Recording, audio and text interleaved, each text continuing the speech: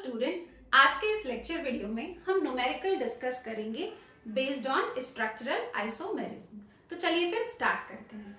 तो सबसे पहले मैं आपको ये बताना चाहती हूँ बेटा कि आज के इस लेक्चर वीडियो में मैंने कुछ ऐसे एग्जांपल्स लिए हैं जिनको सॉल्व करते वक्त बच्चे अक्सर कंफ्यूज हो जाते हैं। कंफ्यूज होने का मतलब ये है कि जैसे मान लीजिए डेफिनेशन के अकॉर्डिंग जब वो एग्जाम्पल्स को सॉल्व कर रहे होते हैं या क्वेश्चन को सॉल्व कर रहे होते हैं तो कुछ क्वेश्चंस देखने में ऐसे लगते हैं जो कि चेन आइसोमेरिज्म के डेफिनेशन को भी फॉलो कर रहे हैं, पोजीशन आइसोमेरिज्म के डेफिनेशन को भी फॉलो कर रहे हैं, मेटामेरिज्म को भी फॉलो कर रहे हैं। तो उस केस में ऐसा लगता है कि ये सारे आइसोमेरिज्म तो शो कर रहा है, तो मैं किस ऑप्शन को सेलेक्ट करूं, एक्चुअल में यहाँ पे किस टाइप का स्ट्रक्चरल आइसोमेरिज्म है वो मैं कैसे डिसाइड करूं, इस चीज पर बच्चे कंफ्यूज हो जाते हैं। तो जब इस तरह के एग्जाम्पल्स दिखे जहां पे कंफ्यूजन होती है, उस तरह के एग्जाम्पल्स को हम कैसे सॉल्व करें, उसको सॉल्व करने के लिए क्या ट्रिक है और क्या ट्रिकी पॉइंट है, उन सारी चीजों को इस लेक्चर वीडियो में हम डिस्कस करेंगे।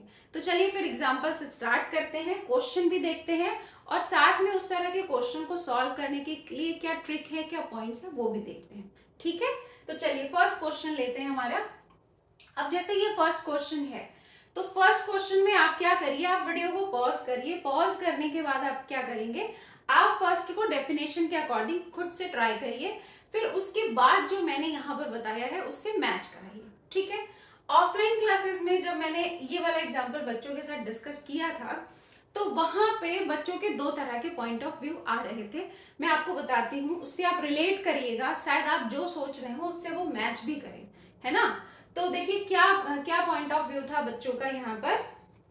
जैसे कुछ बच्चों का कहना था कि मैम ये दोनों जो हैं, जैसे फर्स्ट वाला है, फर्स्ट में मैंने उनसे पूछा कि ए और बी दोनों एक दूसरे के किस तरह के स्ट्रक्चरल आइसोमर्स है, चेन है कि पोजिशनल है कि फंक्शनल ग्रुप आइसोमेरिज्म है कि मेटामेरिज्म है, तो ये क्या है। तो बच्चों के दो तरह के पॉइंट ऑफ व्यू थे। फर्स्ट पॉइंट ऑफ व्यू ये थे, कुछ बच्चों का कहना था कि मैम क्योंकि यहाँ पे आपने बताया है कि सेम फंक्शनल ग्रुप हो और दोनों फंक्शनल ग्रुप की तरफ ये जो ग्रुप लगे हैं, आर ग्रुप लगे हैं, अगर ये डिफरेंट हो तो वो मेटामर्स होते हैं, तो ये मेटामर्स होना चाहिए। कुछ बच्चों का कहना था ये मेटामर्स है क्योंकि देखिए ईथर है, आर ओ आर ही है, ये ईथर है, दोनों ही ईथर है, लेकिन दोनों में क्या है, आर ग्रुप डिफरेंट है ना। पहले फर्स्ट वाले R1 को मैच कराइए, देखिए इसमें R1 अलग है, इसमें R1 अलग है, ये देखिए। अब इस पे R2 को देखिए, इस पे R2 अलग तरीके का लगा है ना, और इसको मैं अगर R2 मान लूं तो दोनों के R2 को मैच कराइए, अलग है ना। तो मैंने आपको क्या बताया था, फंक्शनल ग्रुप सेम है, इकाई ग्रुप डिफरेंट लगे हो तो वहां पे क्या होता है, मेटामर्स होता है। तो कुछ बच्चों ने यहाँ पे सिलेक्शन किया मेटामेरिज्म वाले ऑप्शन का, उन्होंने कहा कि they are the metamers of each other. ठीक है, लेकिन वही कुछ बच्चे ऐसे थे जिनका कहना था कि मैम यहाँ पे मॉलिक्यूलर फॉर्मूला सेम है लेकिन मुझे चेन डिफरेंट लग रही है। इस पे मुझे चेन लग रही है कि स्ट्रेट चेन है और यहाँ पे मुझे ऐसा लग रहा है कि यहाँ पे ब्रांचिंग हो गई है, इस वजह से ये आप मुझे चेन आइसोमर्स के जैसे लग रहे हैं। कुछ बच्चों का ऐसा कहना था, वो स्केलेटन के बेसिस पे देख रहे थे, वो कह रहे थे कि मैम हमें स्केलेटन अलग लग रहा है तो इस वजह से ये चेन आइसोमेरिज्म हो गया। तो कुछ बच्चों का ये कहना था, लेकिन मैं आपको बता दूं बेटा, इसका राइट आंसर होगा मेटामर्स, क्योंकि फंक्शनल ग्रुप सेम है और आर ग्रुप डिफरेंट है, ये मेटामर्स होगा।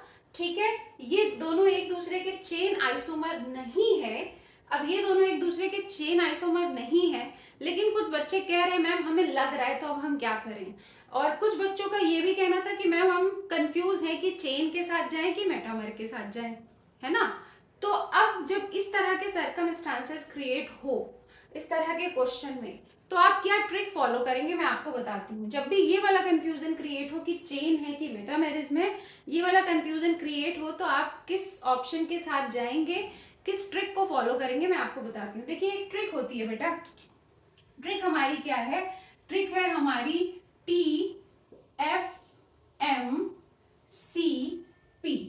इस ट्रिक का मतलब क्या है, देखिए इस ट्रिक का मतलब है, T का मतलब है टॉटोमेरिज्म, F का मतलब है फंक्शनल ग्रुप आइसोमेरिज्म, M का मतलब है मेटामेरिज्म, C का मतलब है चेन आइसोमेरिज्म और P का मतलब है पोजीशन आइसोमेरिज्म। ठीक है, तो जब भी आपको कोई ऐसा दिखे, कोई ऐसा क्वेश्चन दिखे जहां पे आपको लग रहा है कि ये मुझे मेटामर, जहां पे आपको ये लग रहा है कि ये मेटामर के भी डेफिनेशन को फॉलो कर रहा है और चेन आइसोमेरिज्म के भी डेफिनेशन को फॉलो कर रहा है, तो अब मैं किसके साथ जाऊं? तो उस केस में आप क्या करेंगे, आप इस सीक्वेंस को, इस प्रायोरिटी ऑर्डर को फॉलो करेंगे, आपका क्वेश्चन कभी भी गलत नहीं होगा। अगर हम इस प्रायोरिटी ऑर्डर को देखें तो यहाँ पे देखिए, आप एम और सी के बीच कंफ्यूज हो रहे थे ना, मेटामेरिज्म और चेन आइसोमेरिज्म के बीच कंफ्यूज हो रहे थे ना कि ये दोनों लग रहा है।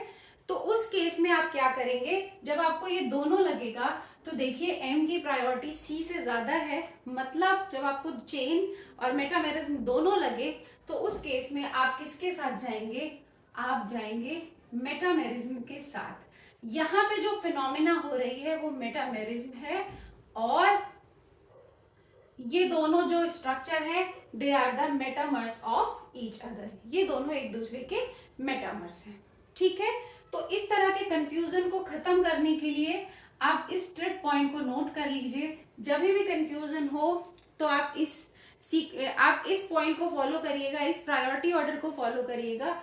जब भी एक से ज्यादा आइसोमर में डाउट हो, किसी पर्टिकुलर एग्जांपल में लगे कि ये दो डेफिनेशन को फॉलो कर रहा है, तो उस केस में इस प्रायोरिटी ऑर्डर के अकॉर्डिंग जो प्रायोरिटी ऑर्डर में आगे होगा उस ऑप्शन के साथ जाइएगा, आपका क्वेश्चन गलत नहीं होगा। ठीक है, पहली बात ये है। दूसरी बात मैं आपको और बताना चाहती हूँ, मेटामेरिज्म के क्वेश्चन कभी गलत ना हो या पर्टिकुलर कौन कौन से फंक्शनल ग्रुप शो करते हैं मेटामेरिज्म, वो भी याद कर लीजिए। यहाँ पे आपको जो आपके एग्जाम में आते हैं वो पर्टिकुलर कुछ 5 आपके फंक्शनल ग्रुप हैं जो मेटामेरिज्म शो करते हैं। मैं ऑल 5 यहाँ पर नोट कर देती हूँ, आप वो देख लेंगे तो देखते ही आपको मेटामेरिज्म के क्वेश्चन सॉल्व करने आपके लिए आसान हो जाएंगे। तो कौन कौन से फंक्शनल ग्रुप है जो मेटामेरिज्म शो करते हैं? सबसे पहले तो आपका ईथर है। ईथर देखिए तो सबसे पहले मेटामेरिज्म का विचार करिएगा। ठीक है, उसके अलावा दूसरा आपका कीटोन है, क्योंकि देखिए यहाँ पे दोनों तरफ आर ग्रुप है ना, तो 2 एग्जाम्पल या 2 से ज्यादा एग्जाम्पल दे करके आर ग्रुप चेंज कर देंगे, है ना, आराम से कंपाउंड मेटामेरिज्म शो कर लेगा। बस मॉलिक्यूलर फॉर्मूला सेम होना चाहिए। ठीक है, तो ईथर होता है जो मेटामेरिज्म शो करता है। दूसरा फंक्शनल ग्रुप आपका कीटोन है। तीसरा आपका ईस्टर है। ठीक है, चौथा आपका क्या है, चौथा आपका है ये सल्फाइड, और पांचवा है आपका SO3, ये SO3। तो ये और 5 फंक्शनल ग्रुप है आपके जो कि मेटामेरिज्म शो करते हैं। जब भी ये 5 दिखे तो सबसे पहले आप दोनों तरफ एल्काइल ग्रुप को चेक करिए कहीं मेटामेरिज्म तो नहीं है, क्योंकि यही 5 हैं जो मेटामेरिज्म शो करते हैं। ठीक है, तो ये हो गए 2 पॉइंट। अब आते हैं नेक्स्ट क्वेश्चन में। नेक्स्ट क्वेश्चन को आप ध्यान से देखिए और बताइए कि आपके अकॉर्डिंग, वीडियो पॉज करिए और अभी तक जो भी ट्रिकी पॉइंट्स मैंने बताए हैं उसको लेते हुए, उसके अलावा जो डेफिनेशन मैंने बताया है उसको लेते हुए, दोनों चीजों को लेते हुए आप मुझे ये बताइए कि एग्जाम्पल नंबर 2 एक दूसरे के क्या हैं। चलिए देखते हैं। वीडियो पॉज कर लिया, सबने सोच लिया, अब मैं बताती हूँ। तो यहाँ पे 2 तरह के पॉइंट ऑफ व्यू आ रहे होंगे बच्चों के, क्योंकि मैं पहले भी इस तरह के क्वेश्चन बच्चों के साथ ऑफलाइन क्लासेस में डिस्कस कर चुकी हूँ। तो वहां पे क्या पॉइंट ऑफ व्यू आ रहे थे मैं आपको बताती हूँ। कुछ बच्चों का कहना था कि मैम ये दोनों एक दूसरे के मेटामर्स हैं, क्योंकि यहाँ पर देखिए SO3 फंक्शनल ग्रुप है, और एक तो SO3 फंक्शनल ग्रुप है, उससे हमें पहले ही डाउट हो गया कि यहाँ पे मेटामेरिज्म होगा। दूसरी बात ये भी थी कि दूसरा ये भी हमें लगा कि इधर जो आर ग्रुप है वो बेंजीन है, यहाँ पे जो आर ग्रुप लगा है वो साइक्लोहेक्सेन है। इसी तरह से इधर जो है वो साइक्लोहेक्सेन है और इधर जो लगा है बेंजीन है। मतलब इसका R1 और इसका R1 डिफरेंट है, इसका R2 और इसका R2 डिफरेंट है। तो इस वजह से जब सेम फंक्शनल ग्रुप हो और लगे हुए एल्काइल ग्रुप डिफरेंट हो, R1 R2 डिफरेंट हो, तो कौन सा आइसोमेरिज्म होता है, मेटामेरिज्म होता है। तो कुछ बच्चों ने इसे कहा मेटामेरिज्म, लेकिन कुछ बच्चों का पॉइंट ऑफ व्यू ये था कि मैम ये कोई आइसोमर नहीं शो कर रहा है, दे आर द आइडेंटिकल, दोनों एक ही जैसे लग रहे हैं, दोनों एक ही कंपाउंड है, दोनों आइडेंटिकल कंपाउंड्स हैं, ये एक दूसरे के आइसोमर्स ही नहीं है। तो मैं आपको बता दूं बेटा ये आइसोमर्स है। अब आप कैसे डिसाइड करोगे कि आइसोमर्स है? देखिए यहाँ पर आप इसे आइडेंटिकल नहीं कह सकते। क्यों नहीं कह सकते? क्योंकि हमें ये भी तो देखना होगा कि यहाँ पे देखिए एक बॉन्ड सल्फर बना रहा है, एक बॉन्ड ऑक्सीजन बना रहा है ना। तो हमें क्या करना पड़ेगा, सल्फर से सल्फर बॉन्ड से सल्फर बॉन्ड को मैच कराना पड़ेगा, ऑक्सीजन वाले से ऑक्सीजन वाले बॉन्ड को मैच कराना पड़ेगा। तो यहाँ पे सल्फर से बेंजीन जुड़ा है, यहाँ पे सल्फर से साइक्लोहेक्सेन जुड़ा है, तो R1 तो दोनों जगह अलग हो गया। यहाँ पे ऑक्सीजन से साइक्लोहेक्सेन जुड़ा है, यहाँ पे ऑक्सीजन से बेंजीन जुड़ा है, तो R2 भी दोनों जगह डिफरेंट हो गया। तो ये तो सीधे सीधे एक दूसरे के मेटामर्स हो गए, और यहाँ पे जो आइसोमेरिज्म एग्जिस्ट कर रही है वो मेटामेरिज्म है ना। तो एक तो SO3 दिख गया, दूसरा R1 R2 डिफरेंट है, इस वजह से ये क्या है, इस वजह से ये दोनों भी एक दूसरे के क्या है, मेटामर्स हैं। Compound A and compound B एक दूसरे के मेटामर्स हैं, ये भी आपके मेटामर्स ही थे, और इनके थ्रू जो फिनोमिना शो की जा रही है वो भी क्या है, मेटामेरिज्म। मैं एक काम करती हूँ, मैं फिनोमिना की जगह कंपाउंड्स लिख देती हूँ, they are the metamers of each other. ठीक, आइए थर्ड एग्जांपल देखते हैं।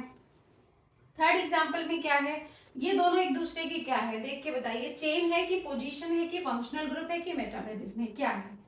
वीडियो पॉज हो गया, सबने सोच लिया, अब आइए मेरा आंसर देखिए। देखिए मैं आपको सबसे पहले ये बता दूं कि ये दोनों एक दूसरे के क्या है, फंक्शनल ग्रुप आइसोमेरिज्म है। क्यों है, क्योंकि देखिए यहाँ पे क्या है, COOH है, कार्बोक्सिलिक एसिड है, जबकि यहाँ पे क्या है, यहाँ पे ईस्टर लगा है, CO लगा है ना। यहाँ पे क्या लगा है, CO ग्रुप लगा है। तो CO क्या होता है, ईस्टर, और COOH क्या होता है, COOH होता है कार्बोक्सिलिक एसिड। तो यहाँ पे दो अलग अलग फंक्शनल ग्रुप है, लेकिन मॉलिक्यूलर फॉर्मूला सेम है, इस वजह से ये फंक्शनल ग्रुप आइसोमर्स हैं एक दूसरे के।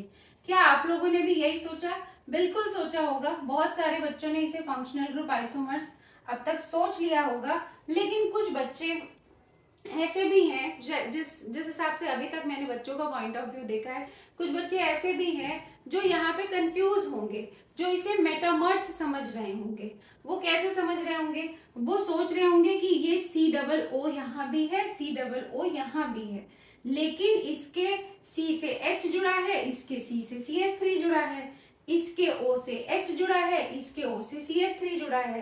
तो हो सकता है कि ये फंक्शनल ग्रुप सेम हो गया, R ग्रुप डिफरेंट हो गए, इस वजह से ये दोनों एक दूसरे के क्या है, मेटामर्स हैं। कुछ बच्चे इसे मेटामर्स समझ रहे होंगे।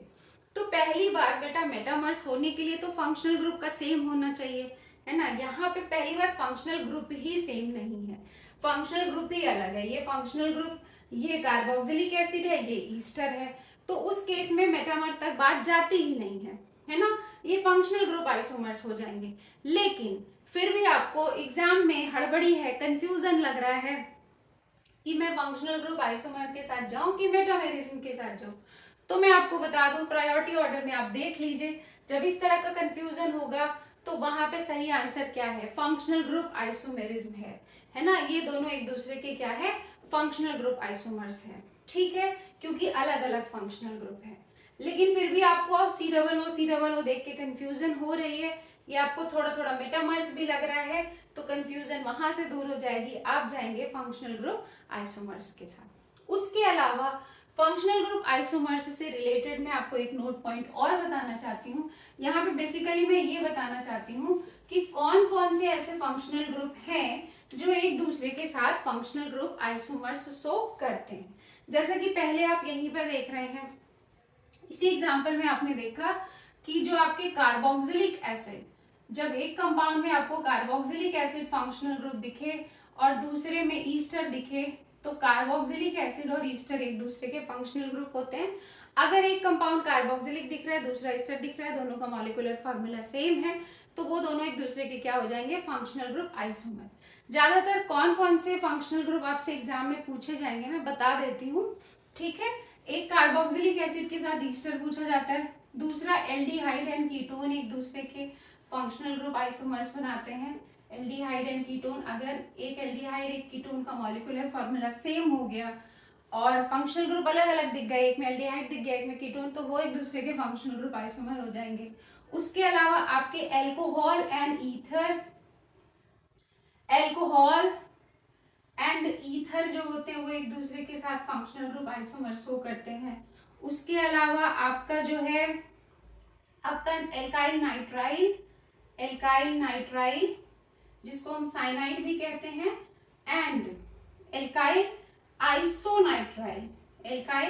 आइसोनाइट्राइल ये भी एक दूसरे के साथ क्या शो करते हैं, फंक्शनल ग्रुप आइसोमर शो करते हैं। उसके अलावा आपको एक कंपाउंड में ट्रिपल बॉन्ड दिखे, एक कंपाउंड में 2 डबल बॉन्ड दिखे, तो वो भी क्या होते हैं, मतलब एल्काइन और एल्काडाइइन भी आपके क्या शो करते हैं, फंक्शनल ग्रुप आइसोमेरिज्म शो करते हैं, एक दूसरे के साथ फंक्शनल ग्रुप आइसोमेरिज्म शो करते हैं।